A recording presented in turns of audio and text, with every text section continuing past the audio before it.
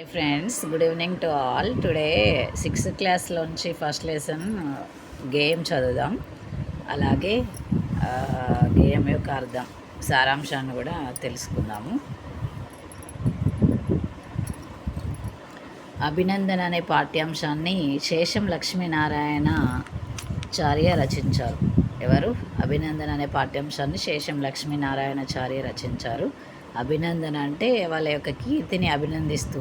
మరి ఈ పాఠ్యాంశంలో ఎవరి గురించి ఎక్కువగా ఉందంటే రైతుల గురించి, సైనికుల గురించి, వారి యొక్క గొప్పతనాన్ని అభినందిస్తూ వారి యొక్క సేవలని, వాళ్ళ యొక్క నిస్వార్థమైన సేవలని, వారు దేశానికి ఏ విధంగా వెన్నెముకలాగా ఉన్నారు, వాళ్ళని సేవలని గుర్తిస్తూ వారి యొక్క కీర్తి ప్రతిష్టలను తెలియజేస్తూ ఈ పాఠ్యాంశంలో శేషం లక్ష్మీనారాయణాచార్య చాలా చక్కగా వివరించారు. ఇందులో సైనిక దినోత్సవం సందర్భంగా సైనికులకు వందనం, వీరులకు వందనం, జై జవాన్ జై కిసాన్, ఇలా కొన్ని నినాదాలతో ఈ పాఠ్యాంశంలో ఉంటుంది. అలాగే ఈ అభినందన అనే పాఠ్యాంశం మొత్తం కూడా గేయ ప్రక్రియకు చెందినది. గేయం అనగా పాడగలిగేది అని అర్థం. అంటే మనకు రాగయుక్తంగా పాడడానికి అనుకూలంగా ఉండేదాన్ని మనం గేయము అంటాం. మరి శేషం లక్ష్మీనారాయణాచార్య ఈయన కరీంనగర్ జిల్లాలోని నగునూరు అనే ప్రాంతానికి చెందినవాడు.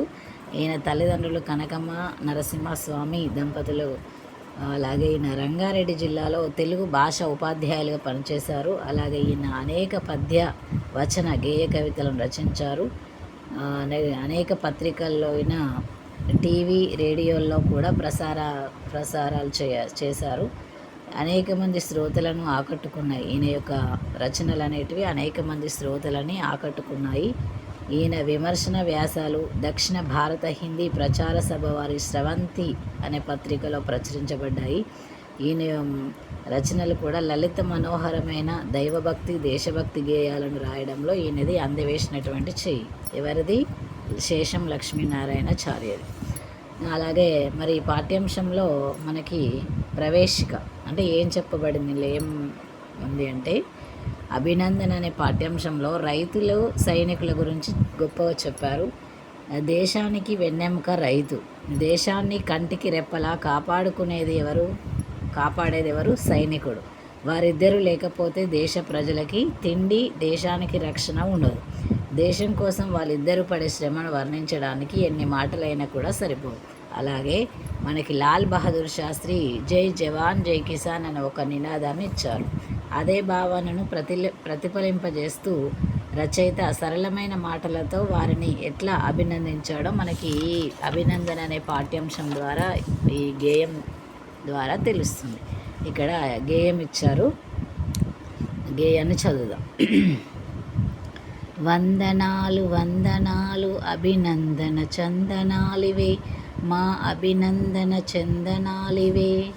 శ్రమదాచని హాలికులకు, తల వంచని సైనికులకు, భరతమాత పురోగతికి ప్రాతిపదికలగు గనులకు, పుడమి తల్లి పులకింపగరుదిరం స్వేదమ్ము కాగా, పసిడిని పండించునట్టి ప్రగతి మార్గదర్శకులకు, కంటికి కనురెప్పలాగా చేను చుట్టూ కంచెలాగా, జన్మభూమి కవచమైన ఘనవీరులు జవానులకు, ప్రలోభాల మాయలోన పడిపోవని నిర్మూలురకు, నిమిషమేని విధి మరువని నీతి కర్మశీలురకు, అవిశ్రాంత సేద్యంతో ఆకలి మంటల నార్పి, దేశభక్తి ఖడ్గంగా శత్రుమూకలను దున్మి, దేశకీర్తి బావుటాను ఎగరేసిన ఘనజనులకు, వందనాలు వందనాలు అభినందన చందనాలివే, మా అభినందన చందనాలివే.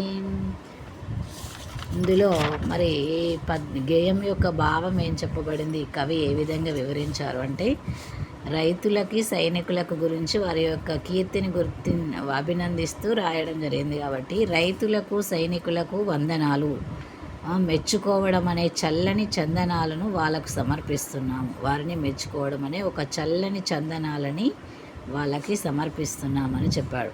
కష్టాన్ని దాచుకోని రైతులకు, ఎవరికి తలవంచని సైనికులకు, దేశాభివృద్ధికి మూలాలైనటువంటి ఈ గొప్ప వారికి వందనాలు అని తెలియజేశాడు.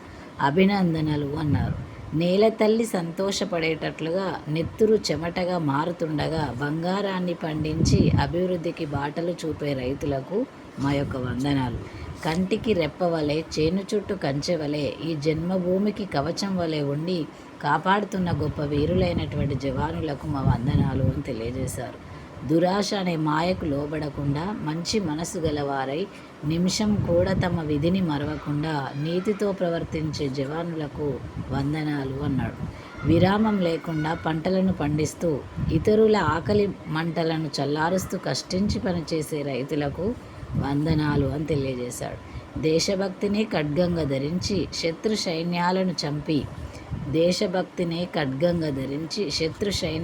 చంపి దేశకీర్తి పతాకాన్ని ఎగరేసిన గొప్ప వీరులకు జవానులకు మా యొక్క అభినందనలు అని తెలియజేశాడు. ఈ పాఠ్యాంశంలో సారాంశం ఇది. మిగతా అంశాలు నెక్స్ట్ చూద్దాం. Thank you friends. Thank you.